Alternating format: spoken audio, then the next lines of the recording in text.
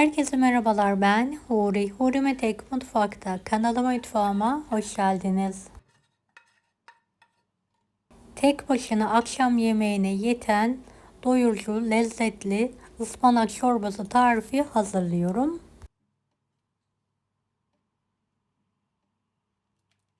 Tarifimi hiç bekletmeden hemen başlıyorum.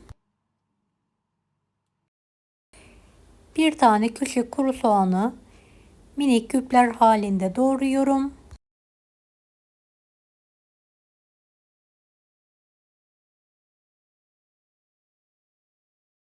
Uygun bir tencerenin içine alıyorum. 2 adet havucu da rendeleyelim. Evet, bir bağ ıspanağı yıkadım, ince ince doğradım. Yarım çay bardağı da arpa şehriyem var.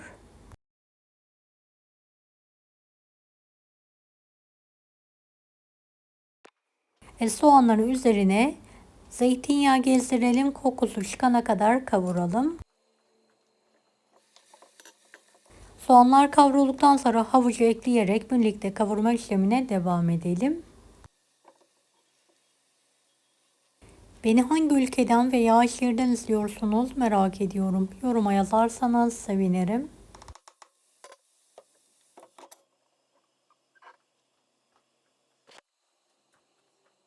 Evet, havuçlar da kavrulduktan sonra üzerine ıspanağı ekleyelim. Ve kavurma işlemine devam edelim.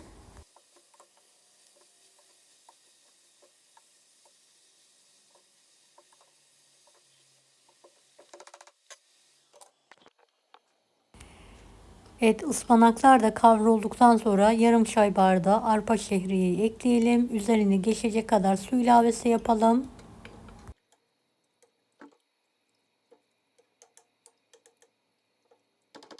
Şöyle küçük bir kase haşlanmış nohut ekleyelim, karıştıralım. Bir tatlı kaşığı tuz ekliyorum. Kapağını kapatarak yumuşayana kadar pişirme işlemine devam ediyorum.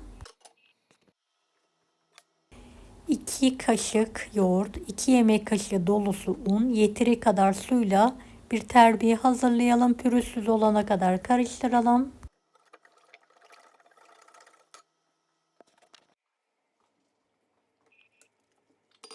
Şehriyelerin piştikten sonra suyundan terbiyeyi azar azar ekleyerek ılıtalım.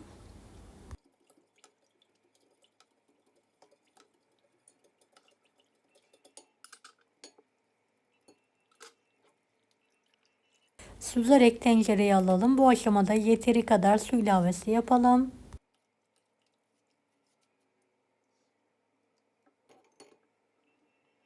Kıvamını dilediğiniz şekilde ayarlayabilirsiniz.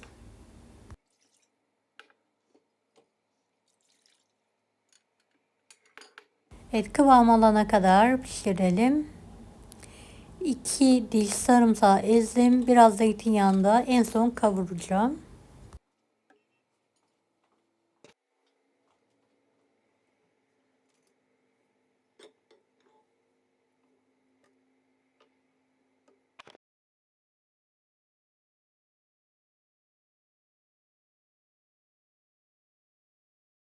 Evet, artık çorbam kıvam aldı. Kaynadı. Üzerine bir tatlı kaşığı tuz ekliyorum.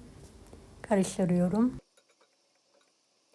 Sarımsağı da kokusu çıkana kadar kavuralım. Kavrulduktan sonra bir tatlı kaşığı kırmızı toz biber ekleyelim. Birlikte kavuralım.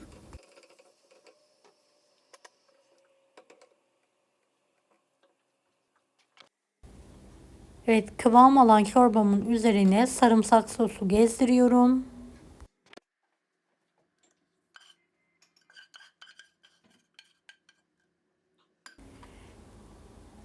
Evet, karıştırarak dağıtalım. Bol taneli lezzetli ıspanak çorbamız yemeğe hazır.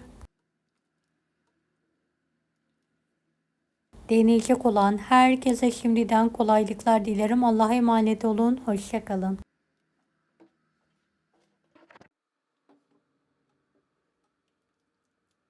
Daha farklı tarifler için bunları da izlemeyi unutmayınız. Kolay gelsin herkese.